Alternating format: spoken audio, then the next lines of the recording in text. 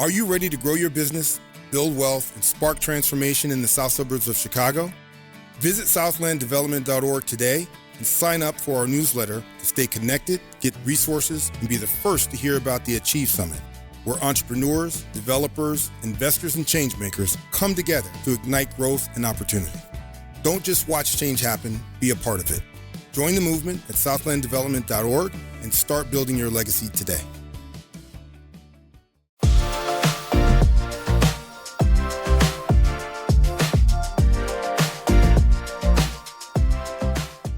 Everyone thinks the next billion-dollar idea will come from AI or tech, but Jeff McCall disagrees. He says the real gold is hiding in the industries nobody is paying attention to: plumbing, HVAC, the blue-collar backbone of America. Today we're breaking down why and what it means for your next move. Thank you for being here, Jeff. Absolutely. Good to see you today. Excited. We've got beautiful weather outside, and I want to start with just you giving the listeners a little bit of your background. And what I will feed you with is that I think you've had an incredible journey career-wise, kind of a non-traditional but entrepreneurial experience. And it's one of those sorts of experiences that I think many people never thought about as a possibility, that you can be an entrepreneur within the context of large corporations, literally be building businesses within that business. And it has its own challenges, but it has its own benefits as well. And you've also had the chance to almost be like a private equity investor to some degree within the context of a large company as well. So I'm jumping the gun a little bit, but I want to just give you a setup to tell a little bit about your story, your history, how you got here. Yeah, absolutely. So it's great to be here. And if I were to summarize a little bit what I do now and then backtrack to the overarching theme of kind of my career pattern. So today, president of TurnPoint Services, which is the nation's second largest HVAC, plumbing, and electrical residential business in the country. Wow. We have 60 kind of local brands that in thriving markets across 30 states with over 7,000 associates. And that's amazing. I'm jumping in just because everyone right now who wants to be an entrepreneur through acquisition is looking to buy HVAC companies. So you're right in the sweet spot of where everybody claims they want to be. Yeah, and we love the space. I love the trades. Actually supporting and working with people who are doing real work to solve real problems every day, and actually you can create great careers for everybody involved. And so, but long story short, we are partnered with a private equity firm who has provided a lot of our investment capital to help us fuel to this point. The business was started 7 years ago with one single platform in Kentucky, and by our current CEO. And I joined the business about a year ago, and now kind of oversee all of the kind of core operations of the business and our 7,000 associates.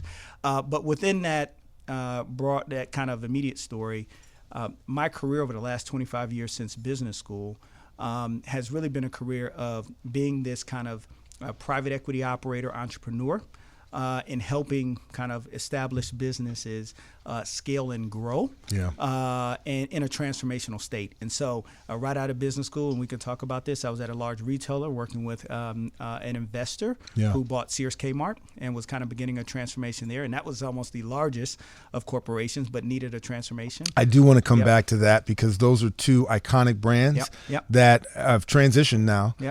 And I want to, you were there as that process was happening. So if we can talk a little bit about that, but please. So no, long story short, again, and then I went to Hilton, in which we can talk about as well. When and this is Hilton, the hotel. Hilton Hotel Company, the world's largest hotel company now. And we worked with the management team and an investor when we bought the company from the Hilton family to grow it and scale it and expand it to what you know it today, and eventually took it public. And I got to be a part of that. And then spent a couple other 10 years in home services and in healthcare services into where I'm now. So the overarching story over the last 20 years is coming alongside investors within some form of established companies and helping them transform and grow to that next stage. And within a very entrepreneurial way. to then kind of reach its next stage of growth. And you've been in situations that have been tough. I mean, they're kind of turnarounds, even though they're large corporations. Yeah. It's one thing to have to turn around a small business that, say, is $1 or $2 million, and you're trying to move it to be $3 to $4 million. It's another thing to turn around iconic brands that have a long history and lots of different issues. I want to go back to the whole Sears and Kmart to talk a little bit about that, what your experience was. How did you even make the decision to take a job? Because you knew at the time, hey, this is not going to be easy. Sure. How do you make the decision to be engaged in something like that? Yeah, it's funny. Oftentimes when you look at anybody's life story or career story, and you look back and plot it on paper, it looks pretty linear. Right. But in real time, it was not. There are a lot of zigs and zags. And, obviously a lot of thought that goes into it, but some of it is just how things work out. And so, yes, without a question, over the last 20 years, my career has kind of been charged with operating within what one would consider turnaround environments. Yeah. I would say, and this is a little bit of timing. It's an interesting point as I just started thinking about today's conversation. A lot of that is just during the timing of my career. So if you think about the last 20 years, and I graduated college in 2001. Right. So my senior year was September 11th. Yeah. Right. And then I graduated business school in 2008, which was the financial crisis. And then I took my first CEO job, 6 months before COVID. If you're going to get a doctorate, please let us know so I know to short the market the year you're supposed to graduate. There you go. But there's a lot of opportunity on the upside. And eventually, timing is everything. You don't control the external factors. So I would just say part of the turnaround aspect of my role has just been the timing of my trajectory. But what I consider myself exceptionally skilled at because of those experiences, coming into an environment and really positioning it for transformational growth.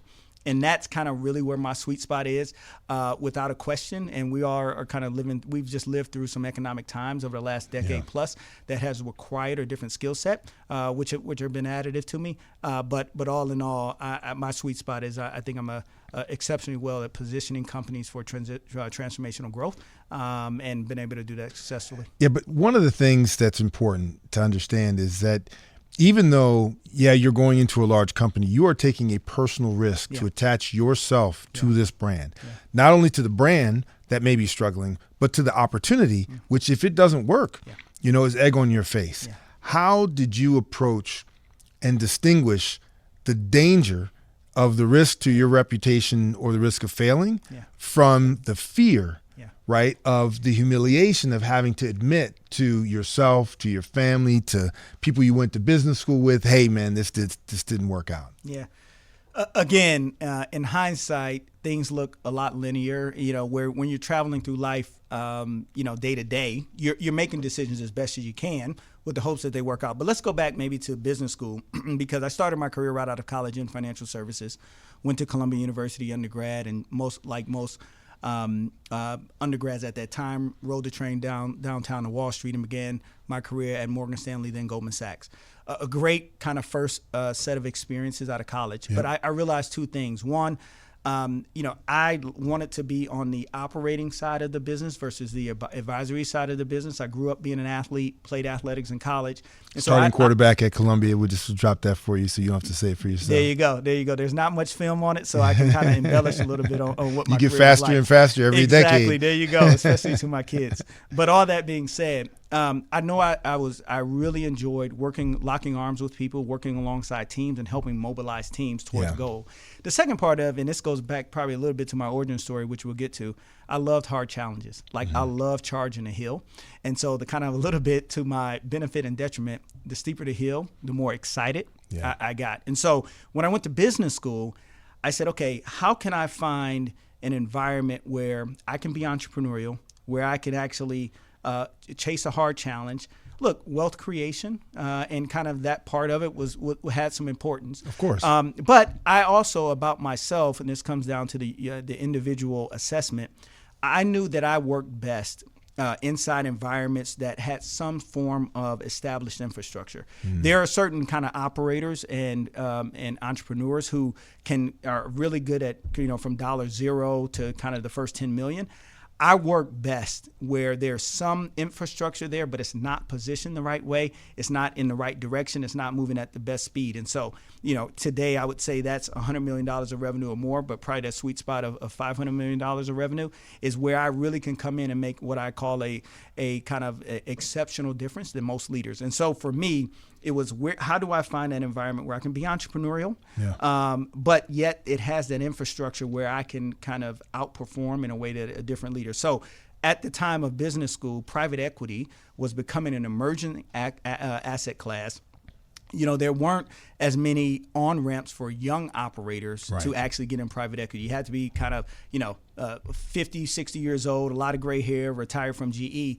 And so I had to find kind of what were those opportunities where somebody was willing to take a risk on me early in my career, throw me into the deep end. I can earn those operational stripes and then yet make an improvement. And so my first job out of business school was with Eddie Lampert, who bought Sears Kmart, and he was hiring a layer of MBAs to throw into the deep end into that investment / experiment. And so it was a little bit of we were both taking risks. Without a question, that business kind of faced some challenges.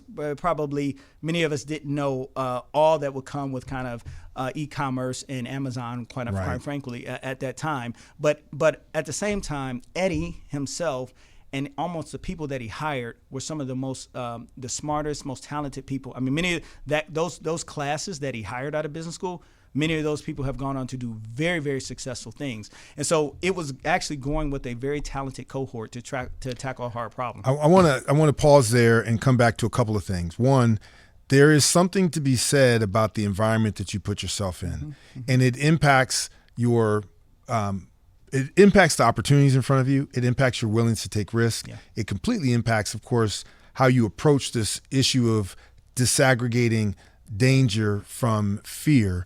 Yeah. But not everybody may know who Eddie Lampert is. Just describe a little bit about him and then talk about some of the people that you had the chance to work with in that environment, because that forms and shapes a lot of what you've done going forward. Yeah, so and then people can look him up on the internet and look up his history. Very unique personality, but I would say for most of his career and all of it to this day, he was one of the most famous, I would say, kind of liquid investors, kind of hedge fund investors in financial services. I mean, at one point in time, he was kind of dubbed as the next Warren Buffett on the cover of Fortune and a billionaire and things of that nature. And so he was very, very successful in what they call traditional hedge fund liquid investing, and then kind of made a pivot to start making some larger, what they would call illiquid investments, taking larger stakes in companies he thought could turn around. Long story short, he bought Kmart when it was in trouble, kind of actually turned that company around, and then saw the opportunity to buy Sears.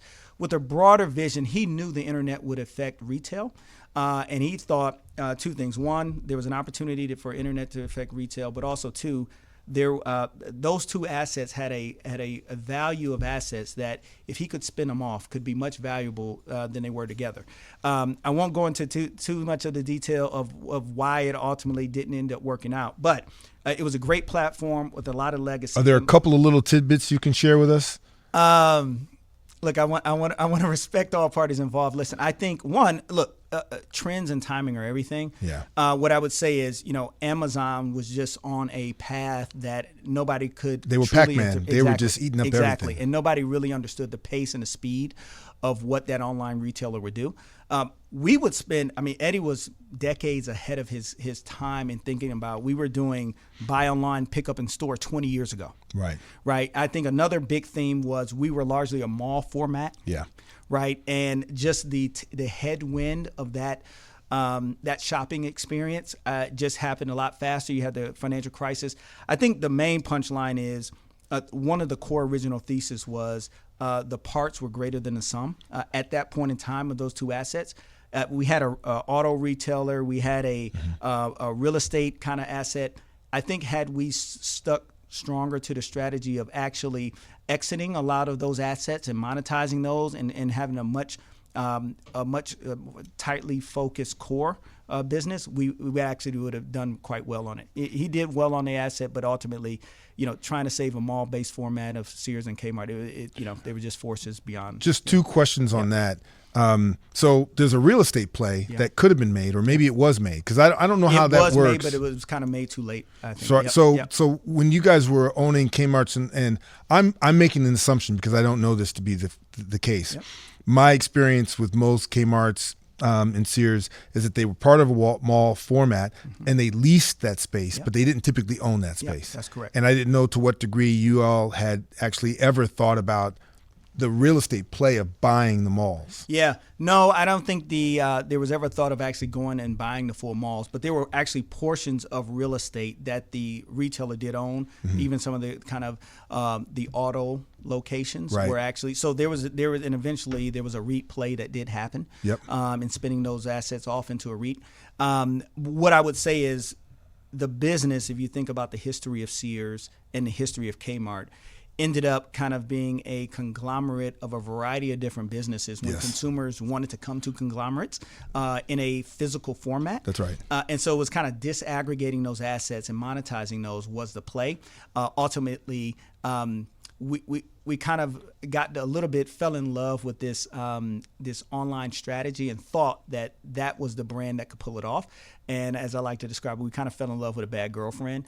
It was going to happen. We just weren't the asset to do it. And so ultimately, had we kind of exited some of those assets on their own and monetized that and had a different, smaller strategy, it would have done much better.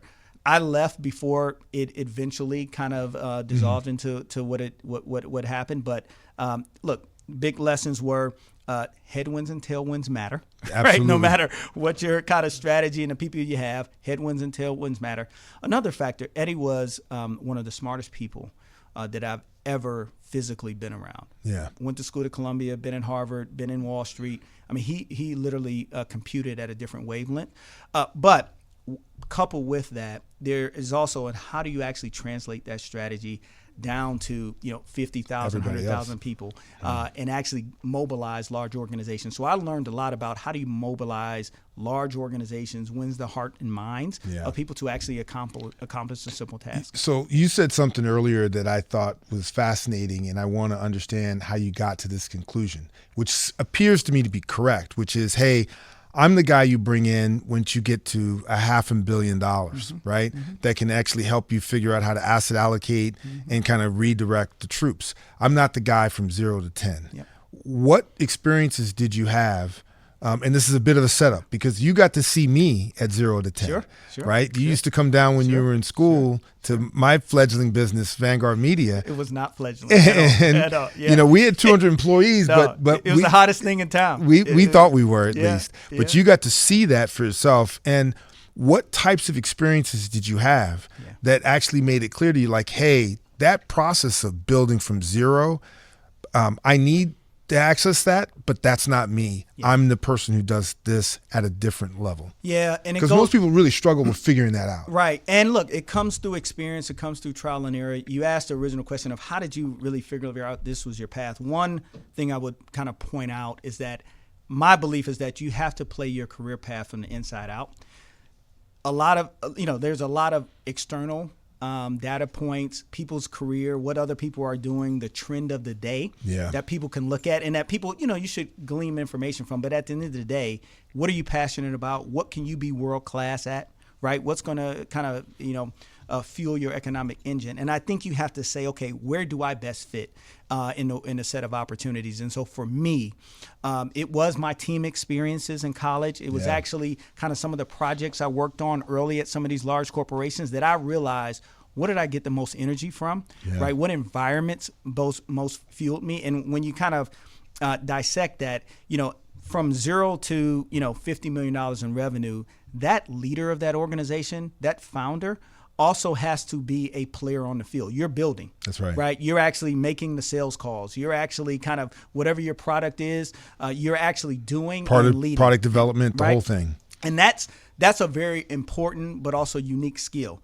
Where I have found just from my own introspection, through experiences, through, obviously work experiences, that I am better than most once there are a set of assets that are there, but how can I attract, outsized talent and outperforming talent that would never look at an opportunity? How can I mobilize that talent? How can I set the speed and direction of that environment? And how can I build a culture and mobilize a group of people to an outsized return? That's where I think, I'm just better than most at. So, when you're in business school, and you and I went to the same business school, right? Right. Basically, the whole point of it appears, at least at some point, just to focus you down a few tracks, right? Right. You're going to be a consultant, which I did that. You're going to be a banker. I did that too. You're going to start a business. I did that. You're going to go into private equity. I did that too, right? And all of those are kind of the paths that you're driving down. And what you're seeing over time is right when you graduate, a lot of your peers getting jobs in those spaces, very different jobs than what you were getting. And when you think about your career, was there ever a moment where you had doubt? Like, man, these guys that went over here, it sure looks like they got a cushy life. And did I make a mistake? And can I recover? How did your perception of the choices that you made change over time? Yeah, that's a great question. And a little bit, again, to timing, what probably helped me a little bit more is that over the last 20 years, just that journey, the world has been very disruptive. And so what seemingly looked like a safe path in investment banking or consulting, was momentarily, right? And then 2 years later, the great financial crisis happens or COVID happens. And so therefore, those seemingly safe jobs are now no AI safe. is about to happen. There you go, right? There will be no analyst anymore. There you go, right? And so a little bit navigating those kind of those disruptions in the economy forced me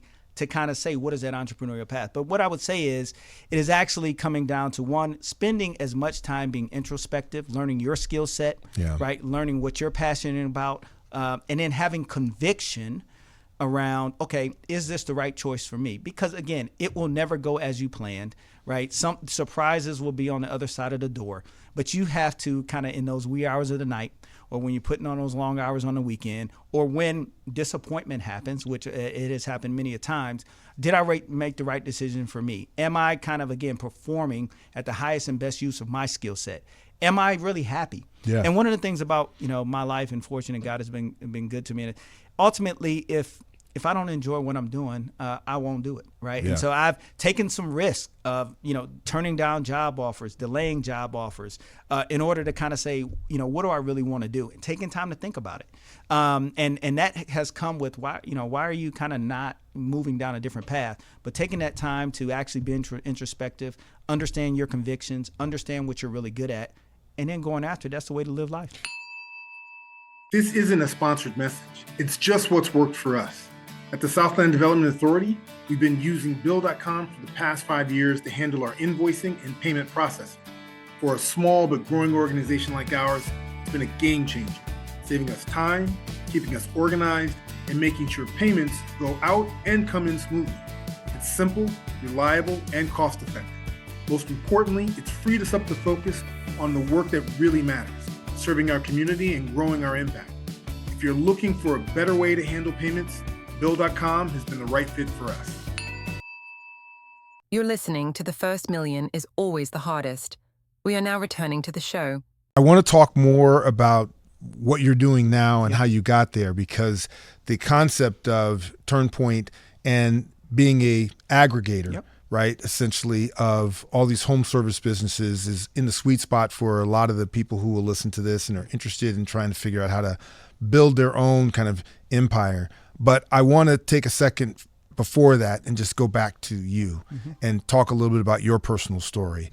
I will reveal that we are, I guess, what they call play cousins. And in fact, we're so play cousins that I didn't even realize we weren't legally actually related to one another until much later in my life. But your grandmother is my godmother. And as you had mentioned before, your grandmother and my grandparents actually lived together when they first moved to Detroit in the 40s. But so we go way back and have known each other in different capacities. But talk a little bit about your background and the things that impacted you throughout your life, because one of the things that I think is really amazing about you is the clarity that you had about this is what I'm good at, this is where I'm not as strong, this is what I want to do, this is what I don't want to do. Most people actually don't have that level of clarity. They would wish to have that level of clarity, but usually that comes from past experiences, which kind of cemented you in having a sense of who you are. So just for the listeners and what you're willing to share a little bit about your background and kind of how that's gotten you to where you are. Yeah. So I'll try to summarize, maybe the first 20 years in a couple of minutes. But like you mentioned, born and raised in Detroit, Michigan. Two-parent, the D, exactly. Two-parent household. Both of my parents actually, I would say, kind of first-generation college educated, and what I thought was a middle class. Absolutely. I would kind of call probably upper lower class a little bit. We were on the cusp of middle class, but Detroit was a thriving environment for African Americans, and without a question, a great life. And everything was actually what I thought was pretty comfortable up until around the age of 9. My mother started to get sick. She went in the hospital for an extended period of time, about 6 to 9 months, as I recall it. Eventually got over that illness. I thought everything was fine and well to do after that. But then eventually, about a year later, went back into the hospital for a more extended period of time and ended up passing when I was 11. Yeah. And look, without a question, losing a parent and losing a mother at 11 years old is one of the most traumatic events of anybody's life. But I call it, obviously one of the worst events that ever happened in my life, probably the worst event, but also one of the best events. And here's why I say, so the worst event is obviously obvious, but from the best event, there's a couple of things that happen. One, you actually kind of get a very early experience and revelation and awareness that life is finite. Yeah. Right. And so you start to really grapple with some serious kind of adult questions at a very early age. Yeah. What am I really going to do? What am I going to do? What is time? How do I think about time? What am I here for? What is this life all about? So you start to really wrestle with those things. I would say the second thing, and this kind of just framed my life journey, it did kind of begin my what I call conversations with God and began my faith journey. That was one of the things that truly sustained me through that time and then eventually has kind of been a foundation of my life. But at pretty early, that experience kind of brought a level of clarity, a level of intentionality, a level of focus. And listen, on the other side of that, as I interpreted, I've never really had this conversation with my dad, but my dad, now being a single father, he was an entrepreneur himself. Really, I consider, with my community and family around me in Detroit, aunts and uncles and grandparents, really, he kind of pulled his bootstraps up and said, hey, I'm going to make sure you make it out. Yeah. Right. And I actually took on that persona and said, hey, I will not let this defeat me. Yeah. And so at that point, what became pretty important to me was academics, athletics, and hard work. And that's kind of my dad said those three things will actually make you let you get out of the east side of Detroit and get you a better opportunity. And so I ended up having a pretty focused life after that. I ended up, sports became a really big part of my life, football and basketball, and played football in college. I was fortunate to be a great student throughout high school. But it brought a level of discipline, hard work, intentionality pretty early in my life, which then kind of shaped me moving forward. And there's a little bit of blessing and curse to that. No because question. You process some of that trauma. I would tell you just very directly, one part of overcoming that early childhood difficulty is that I took on the persona of every obstacle and hurdle that's presented to me in life, I will overcome. Right. No matter how hard, no matter how difficult, or no matter what the circumstance is. So one, that develops a level of determination, but also what it develops is sometimes you're not reading the tea leaves to actually not everything is a wall, but maybe it's a doorway into another opportunity, right? And how do you discern and kind of know how to pivot when needed to versus breaking through the wall? And so, but that's where that early determination but some and hard work of develops. what you developed in that determination was a trauma response. Yeah. Right? 100%. And part of the difficulty when anyone has this kind of trauma response is to separate when my response to this trauma is actually healthy and when the response to this trauma isn't healthy, right? Yeah. You've been a top performer at everything you've done. Yeah. You were a great son, you are a great student, you were a great athlete, you're a great dad, you're a great husband. but you can't be great all the time. You know, how do you find that space to not be great? Yeah. Right? Yeah. Because that's a really important part. Yeah. It's hard. Well, first of all, I'm not great all the time. And my wife will tell you that, as wonderful and beautiful as she is. But I think the way I interpret your response is, you know, from that trauma response, without a question, there is a motor that starts where, again, a determinant where you're always on, where you're always striving, where you're always achieving, right, where you will not be defeated. And there, without a question, there's some good sides of that. But, you know, I go back to a little bit of, in that moment, what developed in me, my faith journey, which really has continued to be not only a foundation for my life, but brought a balance, a perspective, and just help, quite honestly, shape my perspective that at the end of the day, achievement can't be, right, my core focus and centerpiece of my life. It can't be the driving motive. My own self-fulfillment can't be all that I'm striving for. And so that, without a question, has been what I would call a saving grace and giving me a bigger picture to live for. That brings balance to, you know, how do you work hard but find rest? How do you have boundaries? How do you put margin in your life? How do you serve something beyond yourself?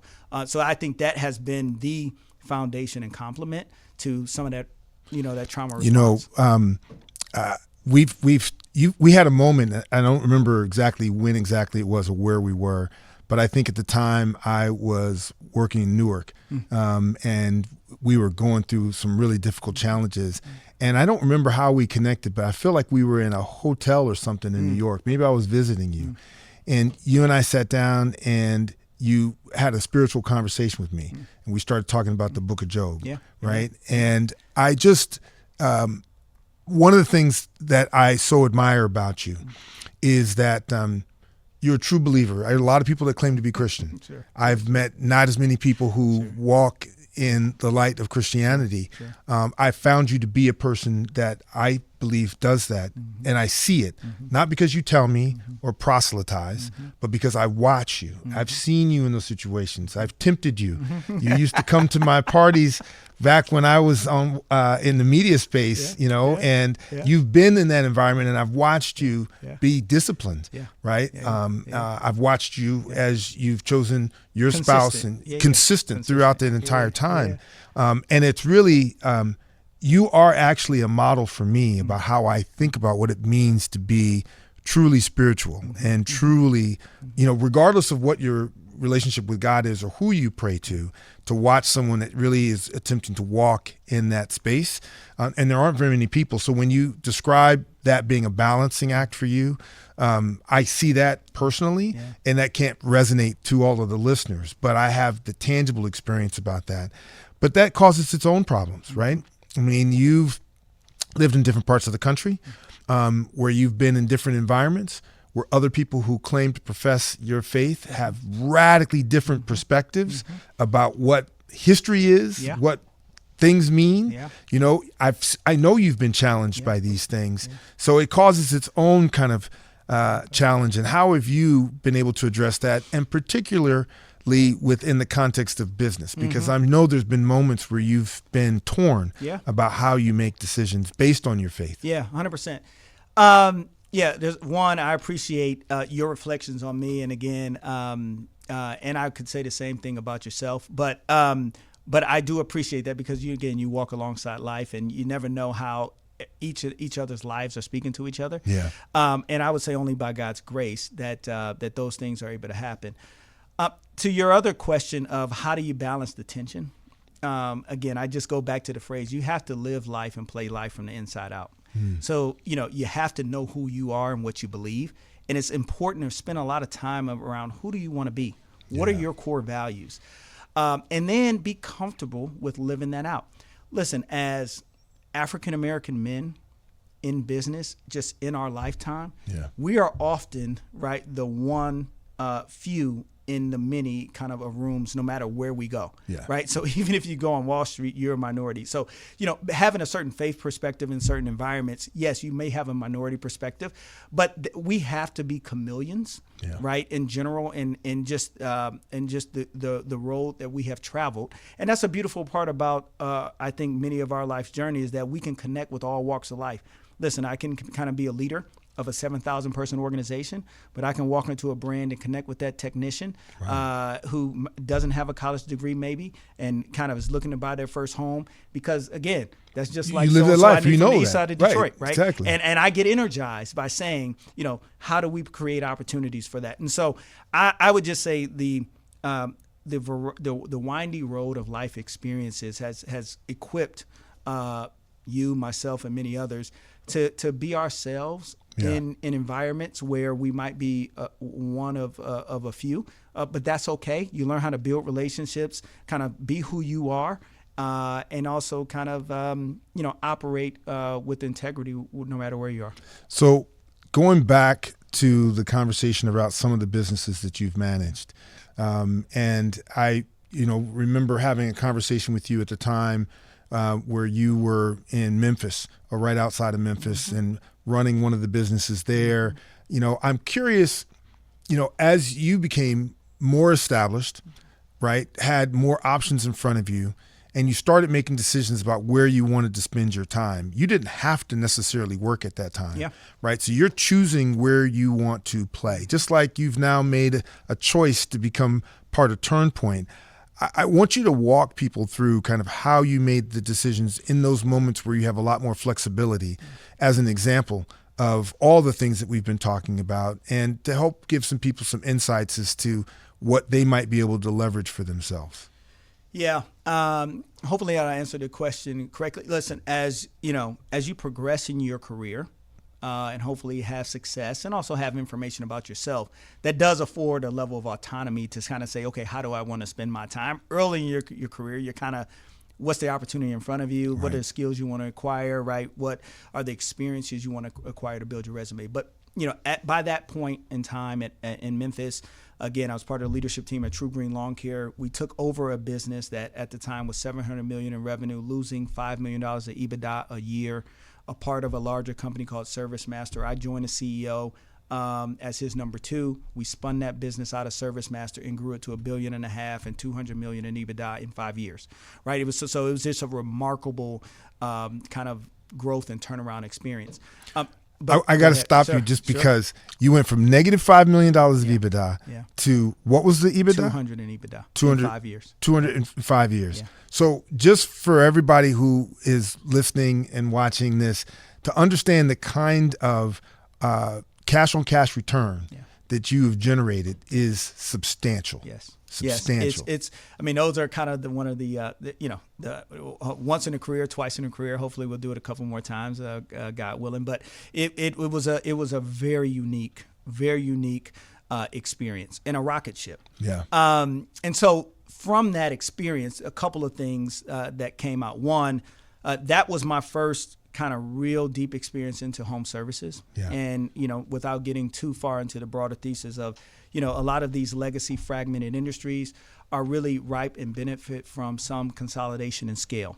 And so I saw that opportunity being able to kind of be replayed across several other subsectors, and hence where I am now in TurnPoint in the trades. I think secondly, what I also experienced, I just ended up going to work with the CEO where culturally and philosophically and value-wise, we were aligned. Yeah. And I remember having that conversation. This is probably an important point. And I'll give you this example and then tell you the kind of takeaway. My first, call it week on the job, I'm in an office, kind of working on my first project. And this CEO comes into the office, busts into my room, and we're owned by a private equity firm, and we're going to have a leadership retreat maybe in a month or so. He comes into my office and says, hey, by the way, do you play golf? And I say, no. He says, great. Well, you're going to be in my threesome, right. chairman, exactly. in 2 weeks. You and walks out play of my now. office. Yeah, right. And I kind of look around and say, wait, did he not hear my answer? Like, I play, but I don't play. But what he was doing is putting me in the room, putting me around the table before I thought I was ready. Yeah.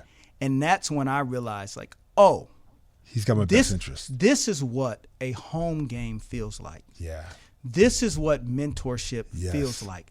Because, oftentimes, and I just say we as minorities in certain environments, you're working on Wall Street. You're like, you are just, you always feel like you're 1 year too late from the opportunity, and you're just fighting for a seat at the table, fighting for an invitation to the golf outing, fighting for that, that unofficial invitation to dinner with the kind of decision makers, and always feel like, you're a second late or kind of a week late to that party, but you're just waiting for your chance.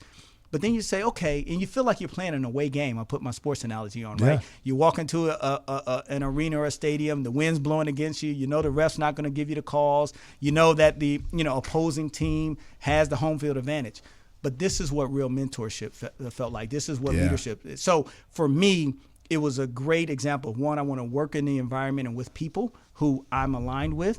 Secondly, and because we can get a lot done in a short period of time, kind of when you're in that home field environment. So that also shaped my environment. Who do I want to work with? Where can I be my best self? Where can I bring my full skills and also personality to bear, right? And that I realized those environments that are going to allow me to be the best leader are then I'm going to be able to create exceptional kind of economic value and leadership value in those environments. And I'm going to pick and choose where that is. Well, it's interesting. I was blessed, and my father told me this when I was 13 years old. And for whatever reason, and I didn't always spend a lot of time with my father, but when we did, we talked about business because that's what he was comfortable, business and sports. That's what we talked about. And he said to me something that you just acknowledged, which is sometimes the people who are going to help you, they're not going to be the people that look like you. They're not going to be people that even agree with you politically. They may come from a completely different environment. And sometimes we will overlook folks that are actually trying to help us. But what they see in us sometimes is, hey, I remember I was like that at that point. Or I want my son to be like this gentleman, and I see that in you. And they're trying to connect to you. And if you stay open to the possibility that someone who has a radically different life experience, maybe radically different in a lot of different ways from you, might connect to you, you sometimes can find a mentor in unlikely places. But you have to stay open too, right? You have to stay open and be open and put yourself out there, take those risks, because at the end of the day, we are all people. Absolutely. Right? And we're made up of a lot of different interests and value sets. And so there are a lot more commonalities than may meet the surface. And to your point, finding those kind of those mentors and those sponsors, as Carla Harris likes to say, who are really going to open doors for you and just quite honestly give you the opportunity you've been working for and you deserve. Then that's when it's like, okay, well, I can do this. Well, Carla and I lived in the same building in New York. When I started at Morgan Stanley, she was an associate. I was an analyst. And then she's now ruler of Morgan Stanley.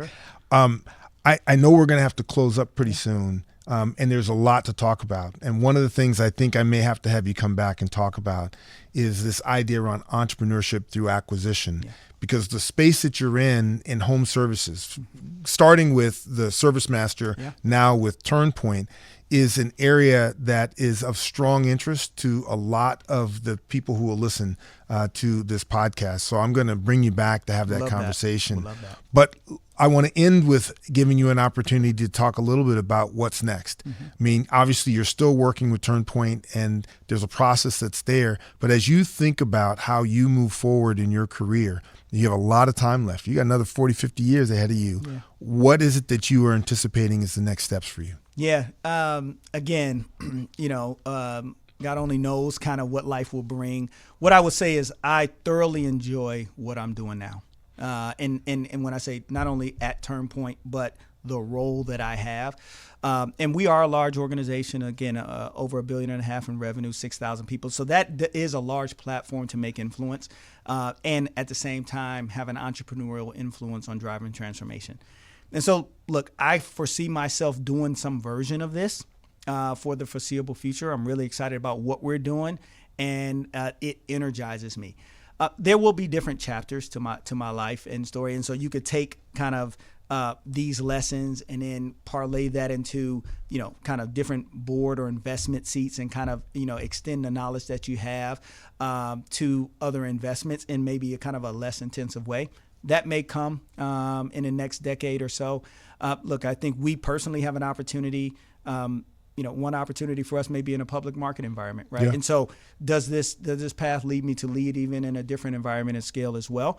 So we'll see. But I love leading organizations through transformational growth. I love kind of the impact and influence I can have, in this case, over thousands of people, and also reshape an industry. And so it's hard to answer. What I know is I love what I'm doing right now, and it does extend into many potential avenues moving forward. And so we'll see what's ahead. Well, thank you, Jeff. It's been great having you, and look forward to having you back again. Absolutely. We'd love to do it. All right. Thank you.